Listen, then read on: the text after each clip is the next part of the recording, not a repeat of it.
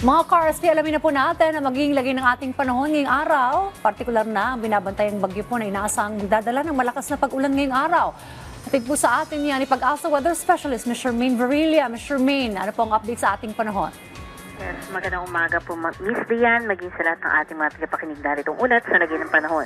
Sa ngayon, southwesterly wind flow pa rin ang siya nakakaapekto na sa may Palawan at kanlurang bahagi ng Visayas at Mindanao at magdudulot nga yan ng matataas na tsansa ng mga pag-ulan, particularly na nga sa may Western Visayas, Negros Island Region, Zamboanga Peninsula, Soc-Sargen, Baarm, Lanao del Norte, Misamis Occidental at Palawan. Samantala yung trough naman ng bagyo sa labas ng ating PAR ang siya nakakaapekto sa may silangang bahagi ng Mindanao na siya naman magdudulot din ng mga kalat-kalat na mga pag-ulan. At sa Metro Manila naman na labing bahagi din ng ating bansa, asahan lamang natin yung chance ng mga pulo-pulo at mga panandali ang mga pag-ulan, pagkidlat at pagkulog. Ito ang bagyo sa labas ng ating PAR, inaasahan natin na maaari nang pumasok mamayang gabi o bukas ng madaling araw at papangalanan nga natin yan na si Bagyong Domeng.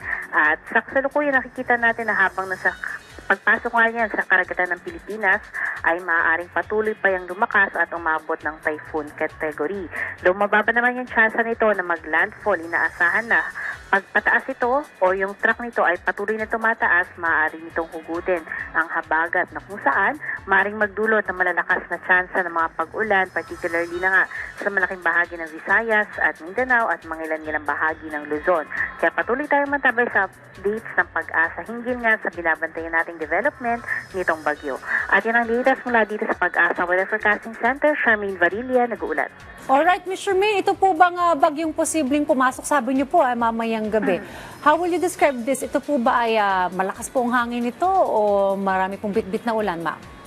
Ay, yes po. So nakikita po natin both scenario, though consolidated po to, kaya consolidated po siya. So ibig sabihin nun, the more likely or the less likely na mag-landfall or tumama yung kanyang mga mata sa ating kalupaan. And then, hindi naman po natin masyado nakikita na makakaabot yung malalakas na ranges ng mga hangin niya sa malaking bahagi ng ating bansa.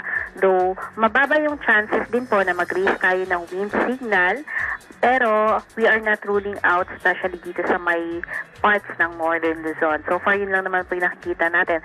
Both na malakas yung mga pag-ulan at hangin nito, pero hindi po tatama sa atin at wala masyado maging epekto sa ating bansa. Alright, well with that, maraming salamat po sa update Pag-asa Weather Specialist, Ms. Charmaine Varilla.